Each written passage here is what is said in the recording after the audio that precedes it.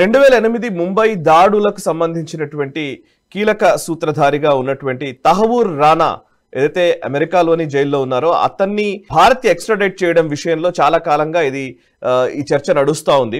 But ఇప్పుడు ఎట్టకేలకు అతన్ని భారత్ కి పంపించడానికి మార్గం సుగమం అవుతున్నట్టుగానే కనబడుతోంది. ఇప్పటికే ఢిల్లీ ప్రిజన్స్ డిపార్ట్మెంట్ తహవూర్ రానాని ఉంచే జైలుకు సంబంధించి ఆయన సెక్యూరిటీకి సంబంధించిన ఏర్పాట్లో కూడా తలమునకలైనట్టుగా కూడా సమాచారం. అండ్ ఇప్పటికే తను పెట్టిన రివ్యూ పిటిషన్ ని యుఎస్ సుప్రీం కోర్టు రిజెక్ట్ చేసింది. సో ఈ నేపథ్యంలో ఇక ఎన్ఐఏ అక్కడికి వెళ్ళి ఆయన్ని ఎక్స్ట్రాడేట్ చేసి తీసుకొని వచ్చే అవకాశం కనబడుతోందా? కనుక అమెరికాలో తహవూర్ రానాకు ఉన్నటువంటి ఏవైతే అతనికి ఉన్నటువంటి ఆప్షన్స్ ఉన్నాయో అవన్నీ కూడా ఎగ్జాస్ట్ అయిపోయినాయి.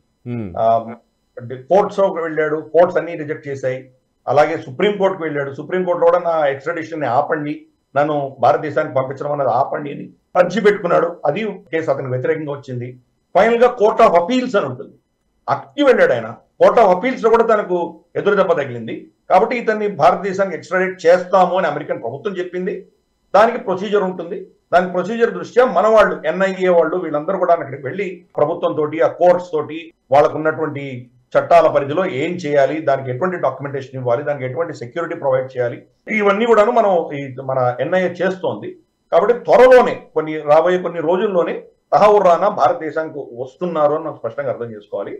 అతన్ని ఎక్కడ పెడతామనేది కూడా వాళ్ళకి చెప్పాలి కోర్ట్స్. ఎందుకంటే ఈ వెస్టర్న్ దేశాలు ఎలా ఉంటుందంటే అక్కడ వాళ్ళ జైళ్లలో ఉన్నటువంటి వసతులకు అంతకంటే దారుణంగా ఉన్నటువంటి వసతులు మన దగ్గర ఉన్నాయంటే జనరల్ గా రిఫ్యూజ్ చేస్తారు, అక్కడి నుంచి పంపించారు వాళ్ళు.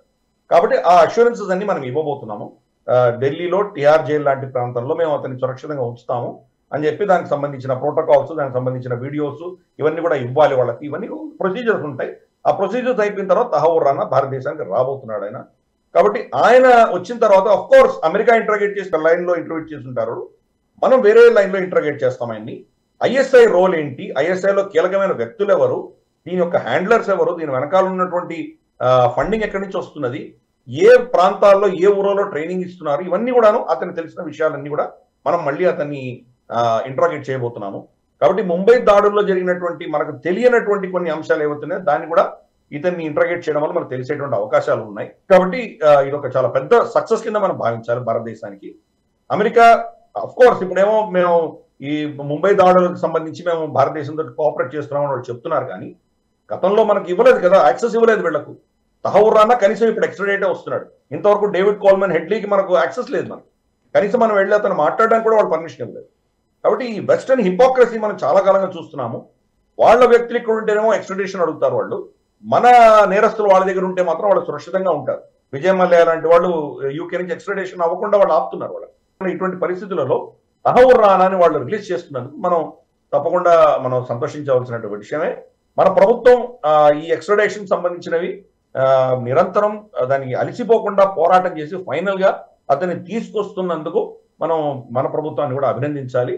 ఫైనల్ గా అమెరికన్ సిస్టమ్ కూడా భారతదేశానికి వాళ్ళు ఒక విధమైనటువంటి గౌరవం ఇచ్చి ఈ యొక్క ఎవరైతే మన దేశానికి వ్యతిరేకంగా ఈ చర్యలు చేశారో వాళ్ళని మనకు అప్పగిస్తున్నందుకు వాళ్ళని కూడా మనం అభినందించాలి. ఈ వీడియో మీకు నచ్చినట్టయితే లైక్ చేయండి, 10 మందికి షేర్ చేయండి. అలాగే కామెంట్ల రూపంలో మీ అభిప్రాయాలను మాతో పంచుకోండి. Nationalist hub group of channels ను సబ్స్క్రైబ్ చేసుకుని తెలుగునాట జాతీయవాద జర్నలిజాన్ని ప్రోత్సహించండి. ఈ వీడియో కింద ఉన్న బెల్ ఐకాన్ పై క్లిక్ చేయడం మర్చిపోవద్దు.